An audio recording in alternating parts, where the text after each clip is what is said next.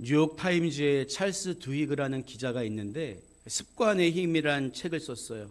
이 책은 실험을 통해 습관의 힘을 과학적으로 입증한 책으로 알려져 있죠. 왜 사람에게는 습관이 형성될까요?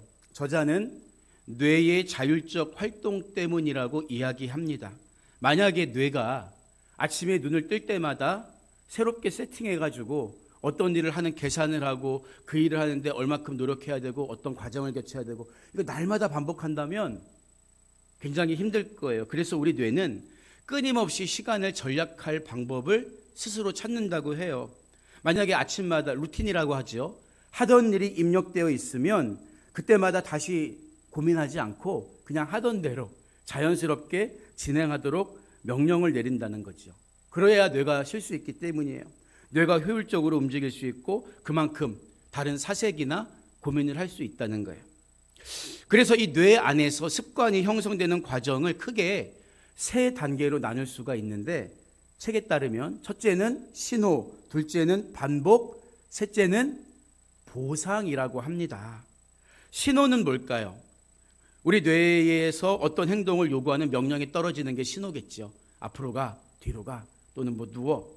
반복은 뭐예요? 그대로 몸이 따라하는 무의식적인 행동이에요. 근데 마지막이 재밌어요. 세 번째가 뭐라 그랬죠? 보상. 뇌가 생각한 대로 그렇게 움직였더니 이런 유익이 주어지더라. 이게 굉장히 중요하다고 해요. 좋은 습관이든 나쁜 습관이든 습관을 형성하는 데 지대한 영향을 끼치는 게 사실 이 세 번째. 이렇게 했더니 이렇게 되더라. 보상이라는 거죠.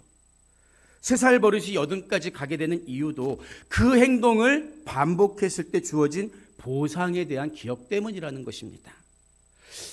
여러분, 이게 좋은 쪽으로 작용하면 좋은 습관이 되겠지만 나쁜 쪽으로 작용하면 그것 때문에 항상 걸려 넘어지는 올무가 되는 거예요. 성경에 나오는 삼손을 보세요. 사사였어요. 지도자였습니다. 하지만 번번이 여인의 유혹 앞에 넘어져요. 사울왕은 작은 문제만 생겨도 하나님 말씀 뒷전이고 현실만 추구합니다. 왜 한때 쓰임받던 사람들이 잘못된 행동을 끊지 못하고 실패하게 되는 걸까요? 보상에 집착한 인생을 살았기 때문이에요.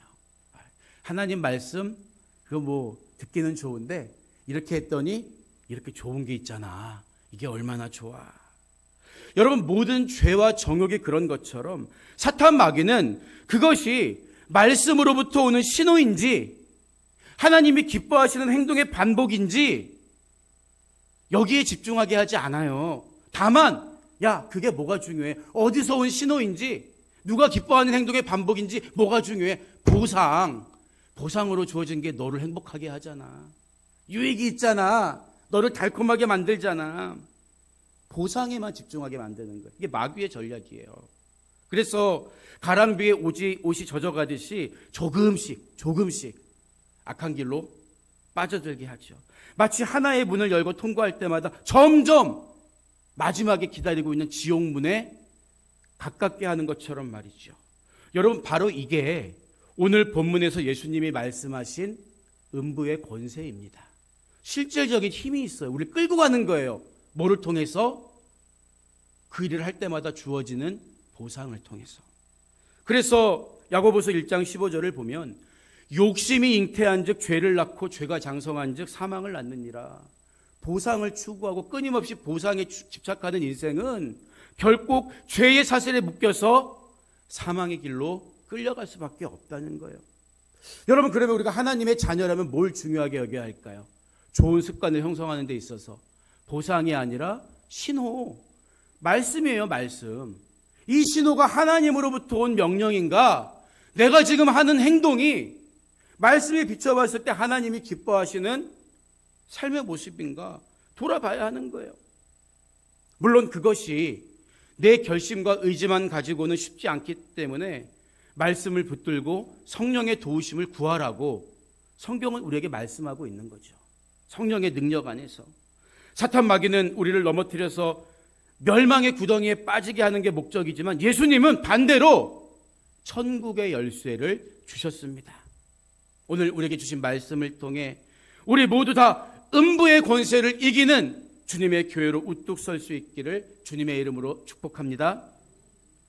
오늘 본문 말씀은 예수님께서 빌립보 가이사랴라는 곳에서 제자들과 대화하시는 내용입니다.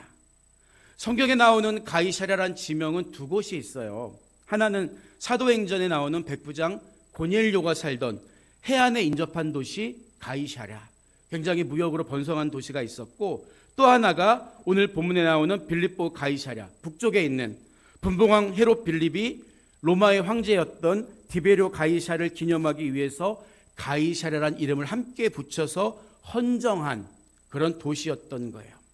그런데 빌립보 가이사랴는 주민들 대부분이 우상 숭배자였습니다. 원래 그곳에 살던 원주민들은 바알을 숭배하는 바알 숭배자들이었고요.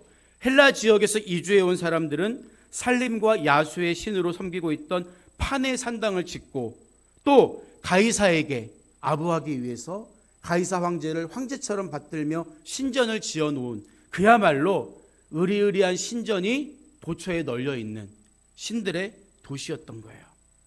여러분 상상해 보세요. 이렇게 신들이 질비한 우상의 땅에서 예수님이 야 사람들이 인자를 누구라고 부르냐 이렇게 물으세요. 여기서 인자란 말은 사람의 아들이란 뜻으로 영어 성경에는 the son of man 이렇게 번역되어 있어요. 더 뉘앙스가 팍 와닿죠. 사람의 아들. 야 사람들이 나 사람의 아들을 도대체 뭐라고 부르니? 예수님이 스스로를 가리켜서 사람의 아들이라고 하신 것은 하나님과 본체이시지만 육신을 입고 이 땅에 오신 완전한 인간임을 강조하기 위한 겸손의 표현입니다. 그래서 복음서를 보면 인자란 말이 많이 나오죠. 예수님은 신적 본질을 갖고 계시지만 인간과 똑같은 모습으로 오셨다는 거예요. 그런데 그런 겸손하신 예수님을 사람들이 알아들이지 않아요. 우리도 그렇죠. 사람들 중에 누가 겸손한 행동을 하면 처음에는 아이고 저 사람 인격이 됐어 훌륭해 그러다가 나중에 그걸 당연하게 받아들이죠. 저 사람은 뭐 원래 양보하는 사람이야. 원래 저런 사람이야. 이런 경향이 우리 마음속에 있어요. 부족해서 그런 줄 오해한다고요. 마찬가지예요. 예수님께서 이 땅에 오셨을 때도 사람들은 예수님에 대해서 율법에 정통한 스승이라든지 기적을 베풀 수 있는 구약시대 같은 어떤 선지자 가운데 하나겠지 이렇게 생각했던 거예요. 그래서 예수님은 제자들에게 그러면 너희는 나를 누구라 하느냐 물으신 거죠. 이때 주님의 마음이 어땠을까요? 사람들이 뭐 엘리야, 뭐 세례 요한 이런 사람 같다고 하는데요. 그래요. 그러면 너희는 나를 누구라 하느냐? 예수님 어떤 대답을 기대하셨을까요? 우리는 주님의 심정을 이해해야 합니다. 예수님이 그렇게 많은 기적을 보여주셨지만 자기 목숨을 주러 오신 예수님 마음을 알아주는 사람이 단 한 명도 없었던 거예요. 그때 베드로가 주는 그리스도시요 살아계신 하나님의 아들이시니이다 대답해요. 예수님은요 인류의 스승 정도가 아닙니다. 사랑의 본을 보여주신 박애주의자 정도가 아니에요. 예수님은 그리스도시며 하나님의 아들이십니다. 단순한 선지자가 아니에요. 어떤 윤리적 스승도 아닙니다. 그분만이 십자가에서 살찌고 피 쏟아 우리를 살리신 하나님의 독생자 구세주가 되십니다. 베드로가 정답을 말한 거지요. 예수님은 이 대답을 듣기 원하셨어요. 그래서 바요나 시몬아 내가 복이 있도다 감탄하시면서 기뻐하신 거예요. 예수님이 베드로를 부를 때 뭐라 부르셨죠? 바요나 시몬아. 여기서 바라는 헬라어는 누구누구의 아들이란 뜻이에요. 요나는 요한나의 줄임말로 요한을 뜻하죠. 애칭이에요. 그래서 바요나 그 말은 요한의 아들 이런 뜻이죠. 시몬은 원래 베드로 이름이잖아요. 그래서 바요나 시몬이란 말은 요한의 아들 시몬아 이 말이죠. 왜 예수님이 이렇게 길게 불렀을까요? 뒤에 나오는 구절을 보면 이것을 알게 한 이는 하늘에 계신 내 아버지시니라. 혈과 육이 아니라는 거죠. 요한의 아들 시몬이지 너. 요한이 네 아버지잖아. 네 어머니가 배 아파서 낳았잖아. 그렇지만 나의 정체성, 하나님의 그 놀라운 구원의 계획과 경륜의 비밀은 이런 혈과 육으로는 알 수 없어. 알겠니 바요나 시몬아? 성령이 알게 하신 거야. 이 말씀해 주신 거예요. 여러분 잘 보세요.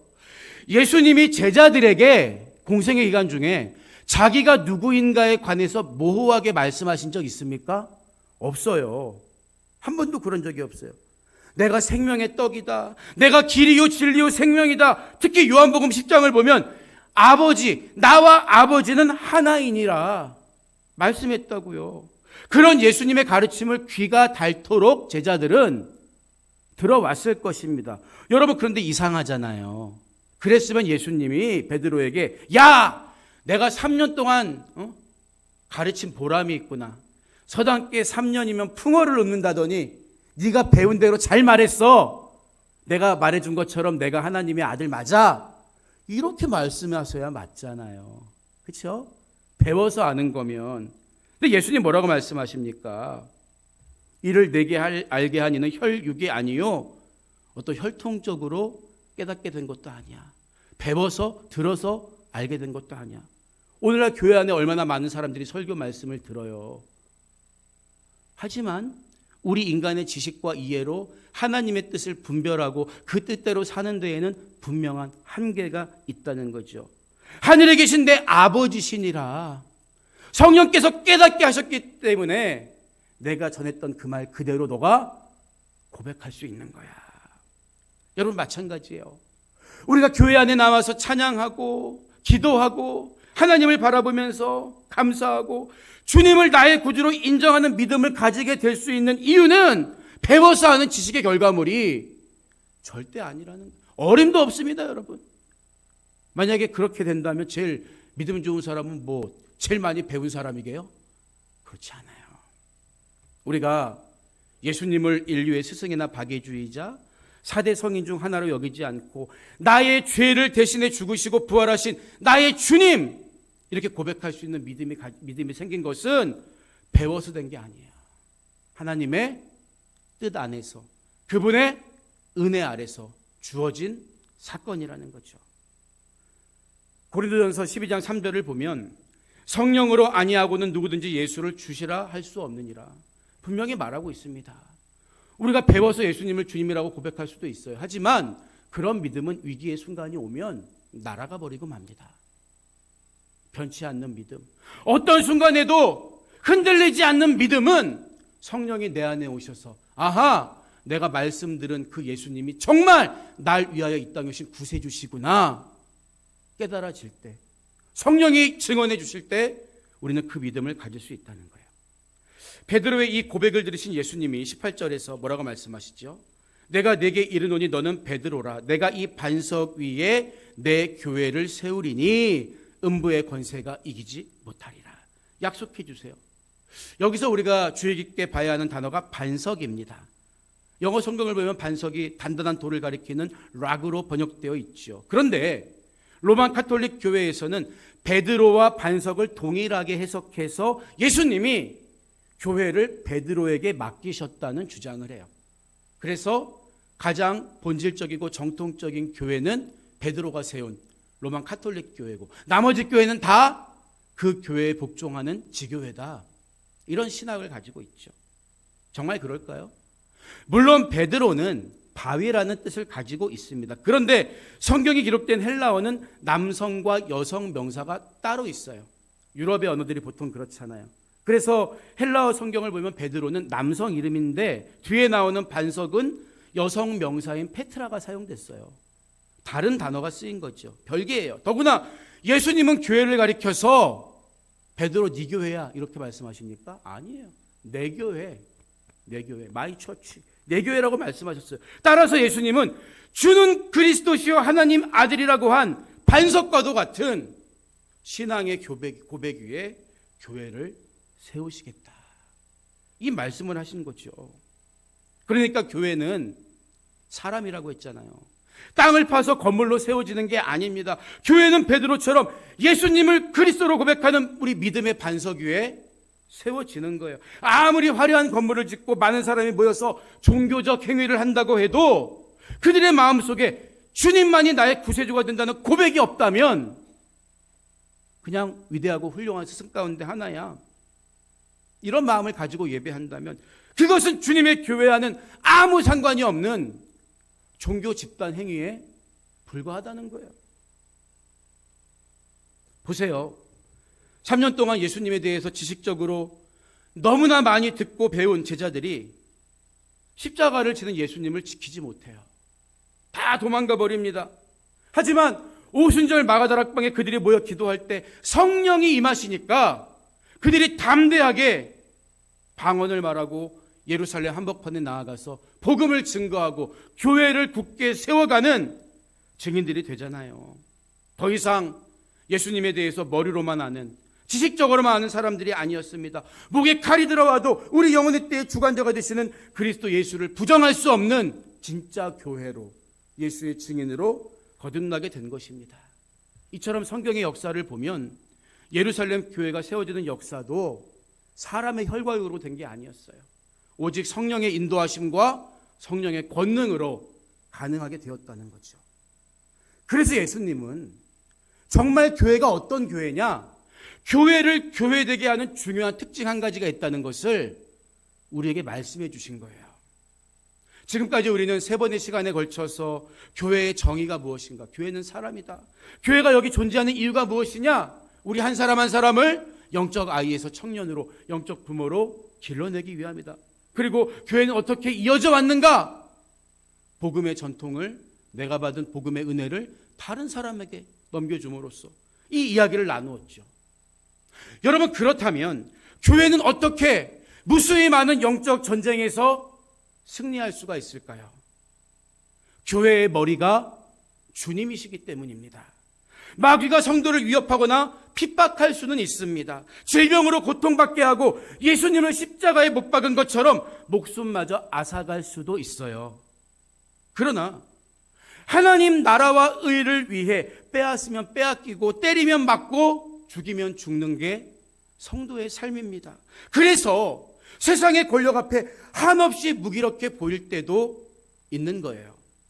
그럼에도 불구하고 예수님은 교회가 음부의 권세에 무너지는 것을 단 한 번도 허락하신 적이 없습니다. 주님께서 세우신 주님의 교회는 결코 음부의 권세가 이길 수 없으리라고 주님은 이미 선언하셨기 때문이에요. 그래서 교회가 음부의 권세를 이길 수 있을 거야, 이런 예정이 아니에요. 예상이 아닙니다. 이긴다? 어떻게 보면 과거와도 같은 거예요. 왜? 예수님이 단정적으로 말씀하셨기 때문에. 그래서 모든 교회는 음부의 권세를 이긴 교회가 되는 거예요. 주님이 머리가 되시는 교회는. 여기서 음부라는 단어는 구약 성경을 보면 스올, 신약 성경에는 하데스로 표기되어 있는데, 이 하데스나 스올 모두 눈으로 볼 수 없는 불가시적인 공간을 의미합니다. 그래서 성경에서는 보통 땅 아래 죄 지은 영혼들이 머무는 장소를 의미하는 뜻으로 사용되었죠. 그리고 뒤에 나오는 권세, 음부의 권세, 권세에 해당하는 헬라어 필라이라는 말은 문들이란 뜻이에요. 문들. 하나님께서 사랑하는 자들에게 대적의 성문을 차지하게 하시잖아요. 이 문이란 말은 권위, 힘, 권세를 의미합니다. 그렇기 때문에 음부의 권세란 말을 직역하면 음부의 문들, 음부의 문들, 이런 뜻이 되는 거예요. 음부의 문들이 이길 수 없는 교회가 주님이 머리 되신 교회다, 이 말씀이죠. 오래전에 다윗이 시편 23편에서 내가 사망의 음침한 골짜기로 다닐지라도, 오늘 용어로 표현하면 내가 음부의 문들 앞을 지날지라도 해를 두려워하지 않을 것은 주께서 나와 함께 하심이라, 주의 지팡이와 막대기가 나를 안위하시나이다 노래했죠. 여러분, 우리 인간의 입장에서 하나님의 지팡이와 막대기로 안위해 주심을 신뢰하고 바라볼 수 있는 것도 은혜입니다. 저건 분명히 나를 지켜주실 거야, 우리가 하나님 바라보는 것도 은혜예요. 여러분, 그런데 오늘 예수님 말씀은 결이 달라요. 예수님은 내가 사망의 권세 이기게 해줄게, 음부의 권세 손도 못 대게 해줄게. 교회를 통해서 이 약속의 말씀을 주신 거예요. 하나님의 입장에서 주신 약속의 말씀이기 때문에 다윗과 같은 인간의 노래, 찬양, 바람, 믿음보다 더 분명하고 확실한 길이라는 거예요. 성경에 나오는 음부는 말씀드린 것처럼 악인들의 영혼이 들어가는 장소였습니다. 그곳에는 하나님을 대적하던 사탄 마귀가 있어요. 그러니까 생각해 보세요. 사람을 음부로 인도하는 것은 사망인데 사망은 결국 무엇의 결과입니까? 죄의 결과이죠. 죄의 삭시 사망이니까. 따라서 음부의 문들, 음부의 세력, 사망의 권세, 예수님이 말씀하신 음부의 권세란 사탄 마귀의 권세와 지옥의 권세, 그리고 사망의 권세, 우리를 지옥으로 끌고 가는 그 권세를 가리키는 것입니다. 죄 가운데 태어난 모든 인간은 죄의 삭신, 사망의 권세 아래 놓여 있을 수밖에 없었습니다. 사탄 마귀를 위해 예비된 영원한 지옥에서 함께 고통받을 수밖에 없는 불행한 존재였다는 거예요. 바울은 이런 상태를 가리켜서 너희가 전에는 본질상 진노의 자식이었더니 이렇게 얘기했던 거죠. 여러분, 음부의 권세가 이렇게 대단한 거예요. 주님 오시기 전까지 모든 인간에게 이런 어두움과 절망을 주었던 것이 바로 음부의 권세입니다. 그래서 음부의 권세라는 말을 직역해서 음부의 문들이란 말로 이해하면 예수님이 내가 천국의 열쇠를 주겠다, 이렇게 말씀하신 구절이 대조적으로 이해가 되죠. 음부의 문들, 음부의 권세 아래 짓눌려 신음하는 모든 사람들에게 교회의 머리가 되신 예수님께서 천국을 열고 들어갈 수 있는 진짜 복음, 생명이신 자신을 열쇠로 표현해서 주시겠다고 말씀했잖아요. 그러니까 이 천국의 열쇠라는 말이 얼마나 적절한 표현인가를 우리가 이해할 수 있는 거예요. 오직 예수님만이 천국과 지옥 문을 열고 닫으실 수 있는 권세가 있기 때문입니다. 그분이 이 땅에 오신 목적이 뭐예요? 요한일서 3장 8절을 보면 하나님의 아들이 나타나신 것은 마귀의 일을 멸하려 하심이라. 예수님은 자신을 가리켜서 겸손하게 사람의 아들이라고 표현했지만 성경은 그분을 하나님의 아들, 하나님이라고 말하고 있어요. 그분이 오신 목적은 단 하나, 마귀의 일을 멸하고 음부의 문들을 박살내고 천국의 열쇠를 주심으로써 우리를 하나님 백성으로 삼기 위해서. 그런데 누구에게 이 사명을 맡긴 거예요? 우리 교회에게 이 사명을 맡긴 거예요. 지금도 악한 사탄 마귀는 포기하지 않고 우리를 넘어뜨리기 위해 달려듭니다. 사람들의 정욕, 교만한 마음, 시기심과 질투, 줄 수 있는 화려한 보상들을 가지고 교회인 우리들까지도 넘어뜨리려고 발악하고 있어요. 그럼에도 불구하고 우리가 그 모든 악한 괴계를 물리치고 음부의 권세를 이길 수 있는 근거는 오직 예수님 때문이라는 것을 기억해야 돼요. 내 힘 가지고 어림도 없습니다. 내 의지 가지고 턱도 없습니다. 예수님이 이미 음부의 권세를 제압했고 그 예수님이 우리 교회의 머리가 되시기 때문에 내가 이 믿음의 고백 위에 교회를 세우리니 음부의 권세가 이기지 못한다 선포하신 거예요. 따라서 우리들이 계속해서 음부의 권세를 이길 수 있는 방법은 반석이신 예수 그리스도를 믿고 의지하는 믿음이 흔들리지 않는 거예요. 그 믿음에 굳게 서는 것입니다. 여러분, 인간의 명성 위에 세워진 교회는 무너집니다. 물질을 의지하고 세운 교회도 언젠가 쓰러져요. 인간의 지식과 인간의 철학으로 세워진 교회, 바람만 불면 쓰러집니다. 다른 거 섞으면 안 되는 거예요. 오직 예수 피의 권세로 예수 그리스도의 이름을 의지하는 믿음의 반석 위에 세워진 교회라야 음부의 권세, 마귀의 권세가 이길 수 없는 주님의 교회로 선한 싸움을 해 나갈 수 있다는 것을 잊지 않고 믿음의 경주를 하는 여러분 모두가 되시기를 주님의 이름으로 축복합니다. 오늘 말씀을 마무리하겠습니다. 여러분 타조 아시죠? 타조. 근데 모양이 꼭 타조같이 생겼는데 아프리카에 타조처럼 생긴 뱀잡이 수리새라는 새가 있대요. 생긴 것도 흉측한데 이 말 그대로 이 뱀들의 최대 천적 중 하나래요. 하루에 20-30km를 걸어다니면서 뱀뿐만 아니라 여러 가지 땅 짐승들을 그 날카로운 부리로 잡아먹는다고 합니다. 그런데 간혹 뱀잡이 수리새가 먹이를 먹고 있을 때 맹수의 공격을 받을 때가 있어요. 그럼 어떻게 해야 합니까? 하늘로 날아가야죠. 원래 새니까. 근데 이 새가 워낙에 타조처럼 생겨서 걷는 것을 좋아하다 보니까 그런 위험이 닥쳤을 때 자기가 날 수 있는 것을 잊어버린대요. 그래서 열심히 두 다리로 뛰어가다가 붙잡혀 죽는 경우가 많다고 합니다. 여러분, 저와 여러분에게도 날개 있죠, 날개. 옆에 사람 보세요. 날개 있는지. 보이잖아요. 하나님이 주신 믿음의 날개. 믿음의 날개. 그런데 우리가 그 사실을 잊고 살 때가 너무 많아요.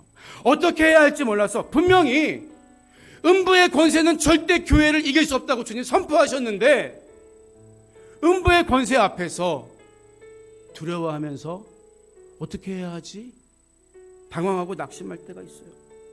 2000년 전 음부의 권세는 예루살렘 교회를 율법주의로 변질시킵니다. 음부의 권세는 고린도 교회 안에 파벌 싸움을 부추겨요. 갈라디아 교회를 거짓 교사의 가르침에 넘어지게 하죠. 그리고 지금 이 시대에는 다른 것과 복음을 섞으려고 해요. 여러분, 하지만 그런 공격에도 불구하고 주님의 교회가 사라지지 않고 2000년 넘게 복음을 다음 세대에 계속 전승해 올 수 있었던 것은 인간의 방법을 의지한 것이 아니라 주님의 반석 위에 섰기 때문입니다. 오늘은 종교개혁 508주년 기념주일이죠. 종교개혁의 3대 정신이 있습니다. 오직 성경, 오직 은혜, 오직 믿음입니다. 음부의 권세가 쉴 새 없이 우리를 흔드는 이때에 우리는 반석 위에 굳게 서야 합니다. 살아계신 하나님의 아들 예수 그리스도, 그분만이 나의 소망이며 우리 교회의 머리가 되십니다. 주님 다시 오시는 그날까지 이 믿음을 굳게 지키고 거친 바람과 풍랑에도 무너지지 않는 반석 위에 선 주님이 사랑하는 모든 교회들이 되시기를 주님의 이름으로 축원드립니다.